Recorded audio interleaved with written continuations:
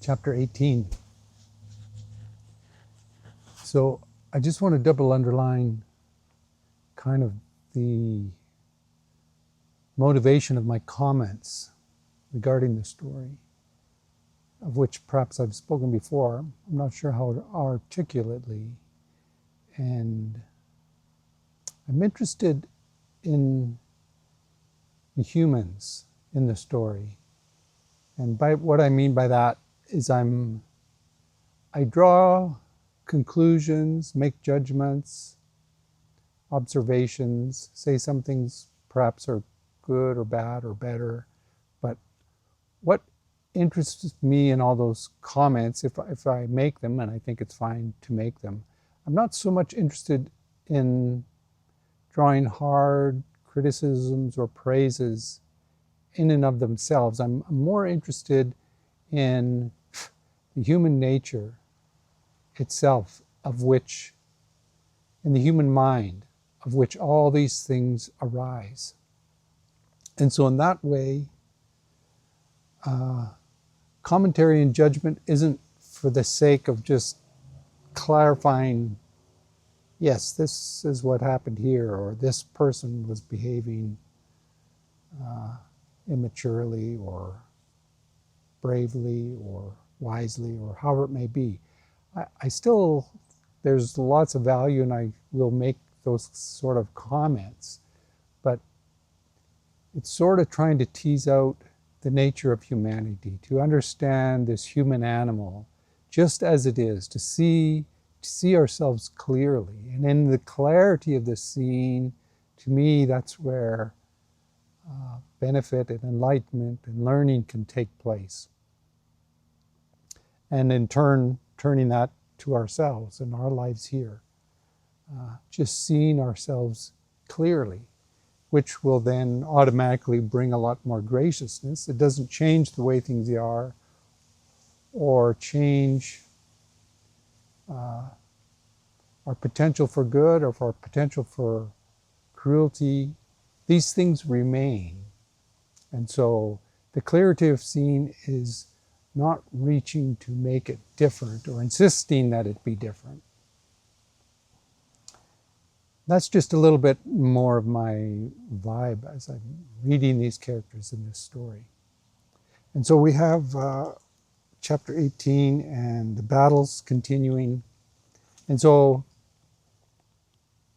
one kind of outworking of this is we see these extremely heightened and excited and exhilarated emotions of these soldiers just on the cusp of battle. There's something about this emotional circumstance that just, you know, you could say it's an addictive, joyous feeling. It's just something very happy. The context happens to be war and these soldiers going to battle with one another. And we've seen just in a recent chapter how, you know, the two lines were so close and they shared some laughter, and it's kind of like the clarity in their mind completely shifted just for a few moments, in which they saw the absurdity of it, but they're all also being carried along as if on a wave.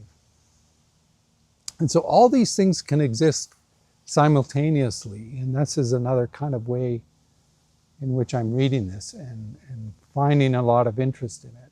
And so the battle here is continuing, and we're starting to see the first wounded soldiers.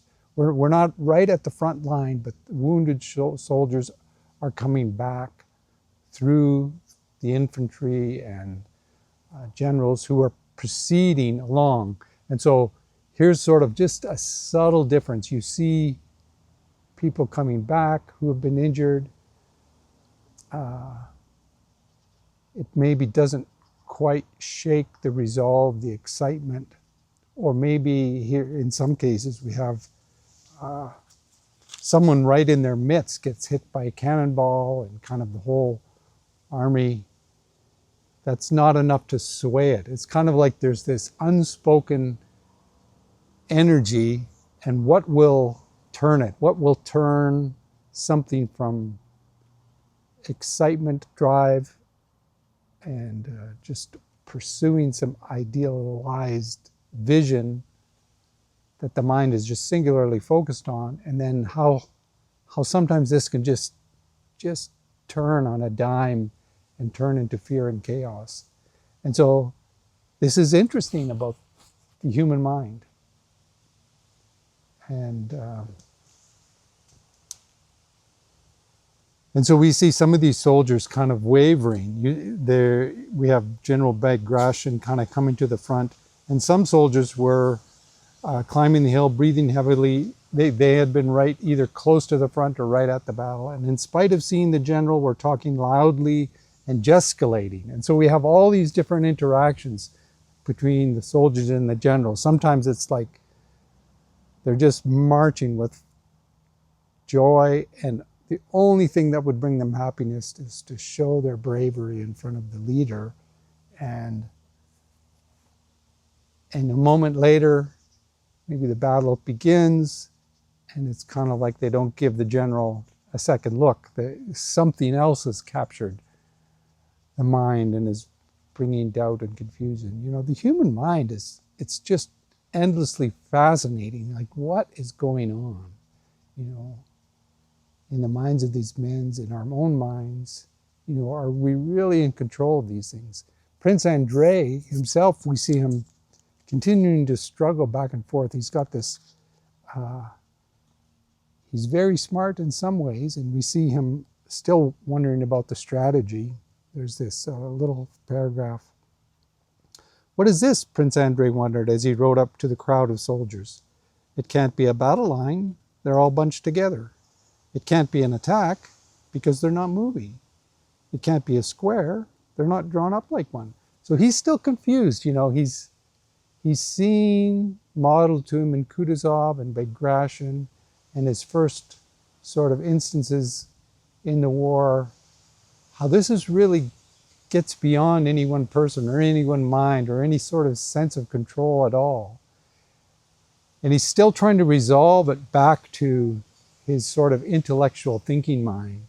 And so he's confused about just the kind of organic chaos of the soldiers. And he wonders to himself, well, what is going on here? There's this disconnect between his mind as he's imagining these things should be and as they actually are. And this is a description of Andrei's fundamental conflict. He has ideas in his mind, and then there is the world as it is. And there's a fundamental conflict here. And he himself maybe can't articulate, you know, his life back with his wife at Bald Hills.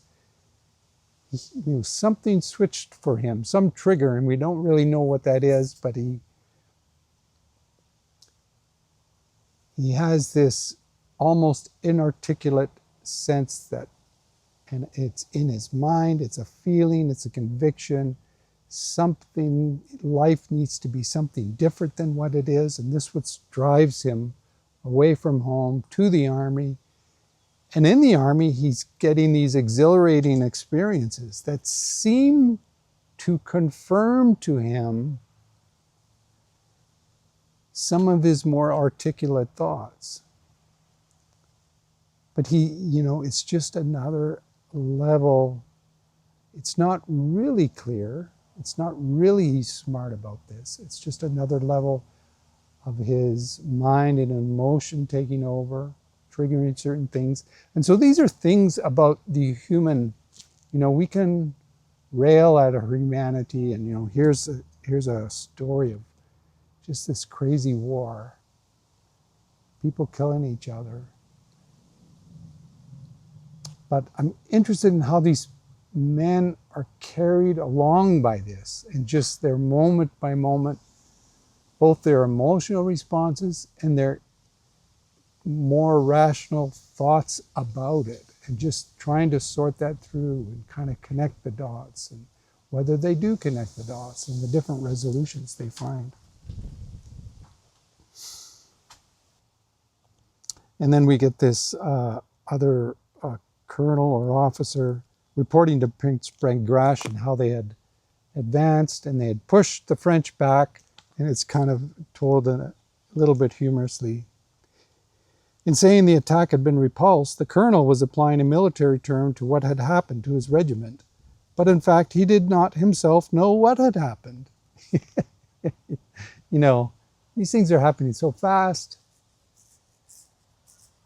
You know, I don't think the colonel is being deceitful, really. I kind of see this happening in us all, just how our minds so quickly come up with words, come up with explanations, and we ourselves are quite convinced by them, and it makes sense enough, so that's good. And but it's interesting in the text how it reveals, like he himself did not know what had happened. And Prince Bagration again, in this mode we're seeing, he nodded as a sign that this was exactly what he had desired and expected. You know, he's not, for him, he's not fighting reality. And a little while later, we see Prince Bagration again. This infantry is coming up to the line, marching with a lot of pride, and they are passing him. This is a group of men who have not yet been to the front line. And Prince Bagration says, "Well done, lads." And this is just reverberated through as affirmation through the infantry. And you can just see the strength of his leadership here. You know, he's not saying, "Hurry up, you dumbasses," or "You should have been here a while ago," or "Get over there quick," or, you know, it's sort of seemingly subtle, but it's significant. Just these things, they sort of stick in my mind. And so in this respect, I kind of admire Bagration, although I see him as a student of Kutuzov in this way. And Prince Andrei is very much present here. They're drawing closer and closer to the front line. And Prince Andrei felt that some unseen power was leading him forward, and he experienced great happiness. And then Bagration cried to the line, "Hurrah!" kind of as a message, kind of the attacking message. And the prolonged shout echoed down the line, meaning all the soldiers took up the same cry. And they overtook Prince Bagration, and running past one another in a confused but eager, joyous crowd, they rushed down the hill at their full